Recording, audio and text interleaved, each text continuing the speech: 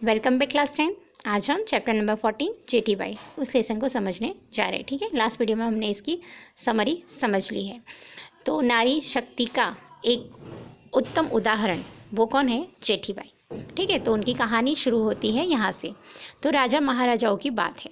तो राव श्री भारमल्ल जीना राज्य अमल दरमियान, ठीक है, कौन से राजा का राज्य था? राव श्री भारमल्ल जी।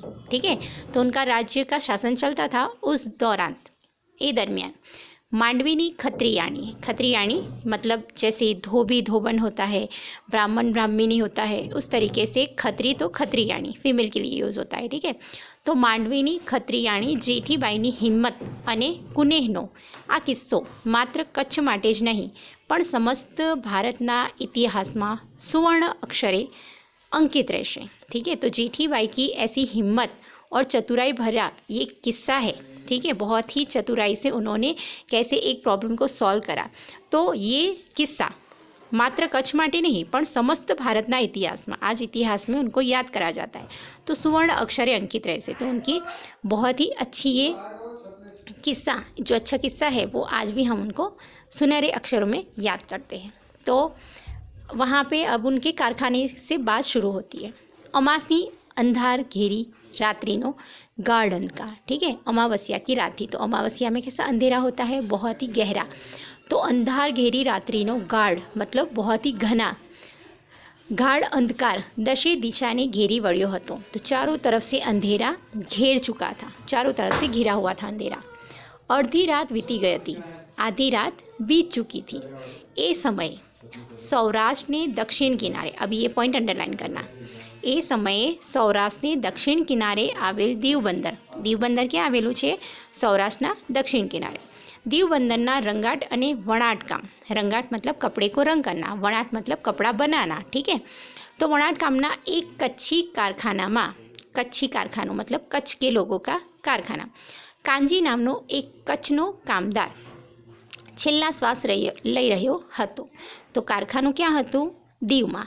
दीव क्यां आवेलुं छे? सौराष्ट्रना दक्षिण किनारे। ओके, अने दीवमां शेनुं कारखानु चाले छे? रंगाट अने वणाट कामनुं। ओके, ठीक है, ये क्वेश्चन पॉइंट मतलब ध्यान रखना, ये क्वेश्चन आंसर में आएंगे। तो वणाट कामनुं एक कच्छी कारखानु जेमां कांजी नामनो, ठीक है, नाम कौन था? वो कामदार का नाम क्या था? कर्मचारी का कांजी। तो कांजी नामनो एक कामदार जो छेल्ला श्वास लई रह्यो तो मतलब वो मौत की राह में खड़ा था, उसकी हालत बहुत ही गंभीर थी, नाजुक थी कि अब वो मरने ही वाला था। अहीं एना घर बार न हता, उसकी फैमिली में कोई नहीं था। ओके, था तो कौन? पत्नी तो क्यारनी परमधाम में पहुँची गई थी, उसकी जो वाइफ थी वो पहले ही मर चुकी थी। अने पेटनो खाड़ो पूरवा, पेटनो खाड़ो पूरवा मतलब अपना गुजर बसर करने के लिए, पैसे कमाने के लिए। पेटनो खाड़ो पूरवाती पोताना एक ना एक नमाया पुत्र ने लईने, ठीक है, उसकी वाइफ तो मर चुकी थी बहुत पहले और उसका एक बेटा था। न माया मतलब माँ विनाना, ओके, बिना माँ का। ए पुत्र ने लईने कच्छ માંડવીના पंजू खत्री અને તેની ધર્મપત્ની જેઠીબાઈના દીવ બંદરના कारखानाમાં मजूरी करतो हतो। तो यहाँ स्टोरी समझ आई। कारखाना किसका था? जेठीबाई का। ठीक है, जेठीबाई के हस्बैंड का नाम क्या था? पंजू खत्री। ओके, और पंजू खत्री और जेठीबाई वो कहाँ पे कारखाना चला रहे थे? दीव में। किस चीज़ का कारखाना चला रहे थे? रंगाट अने वणाट कामना। ठीक है, उनके कारखाने में कौन काम करता था? कांजी। ठीक है, तो कांजी मौत की राह में आकर खड़ा था और उसकी फैमिली में और कोई नहीं था, उसकी पत्नी पहले ही मर चुकी थी और उसका एक बेटा था छोटा, उसको लेकर वो यहाँ कारखाने में काम करने आया था। कच्छ માંડવી में पंजू खत्री ने ત્યાં काम करवा माटे આવ્યો હતો। ओके, जेठीबाईना दीव बंदरना कारखानामां मजूरी करतो तो मजदूर था वो। समझ में आया? जेठीबाई और पंजू खत्री हस्बैंड वाइफ है, उनका कारखाना है, उसके कारखाने में ये कांजी नाम का कामदार काम करता है और उसका एक बेटा है, उसके बेटे को लेकर वो आया था। ओके, यहाँ तक समझ में आया। अब आगे जो पैराग्राफ है उसको देखते हैं। 10 वर्षना दीकराने लईने ते અહીં આવ્યો હતો। तो जो कांजी था उसका बेटा कितने साल का था? 10 साल का जब वो आया तब। તો 10 વર્ષના દીકરાને લઈને તે અહીં આવ્યો હતો। આજે એનો દીકરો 14 વર્ષનો થયો હતો। 10 साल का था, 4 साल बीत गए थे, आज 14 ईयर्स का वो हो गया है। तो 14 વર્ષનો થયો હતો ત્યાં તો કાનજી પણ એની સ્વર્ગવાસી પત્ની પાસે પહોંચી જવાની તૈયારીમાં પડ્યો હતો। अब कांजी भी मतलब बीमार था, कुछ प्रॉब्लम थी, तो वो मरने की राह में आके खड़ा था। तो कांजी पण तेनी स्वर्गवासी पत्नी पासे पहुँची जवानी तैयारी में, तो मरने की तैयारी थी।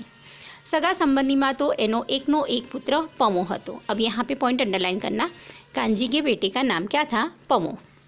ओके, तो कांजी की फैमिली में और कोई उसके रिश्तेदार नहीं थे, सिर्फ उसका बेटा था जिसका नाम था पमो, पुत्र पमो।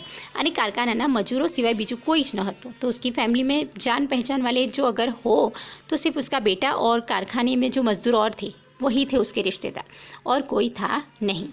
हाँ, कारखानानी मालकण, तो कारखानेनी मालकण कोण हती? जेठी माँ।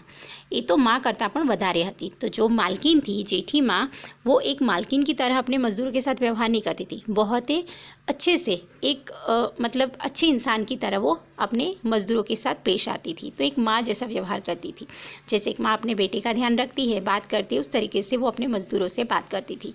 तो जेठी माँ तो माँ करता पण વધારે હતી, ठीक है, माँ से भी ज़्यादा बढ़कर थी।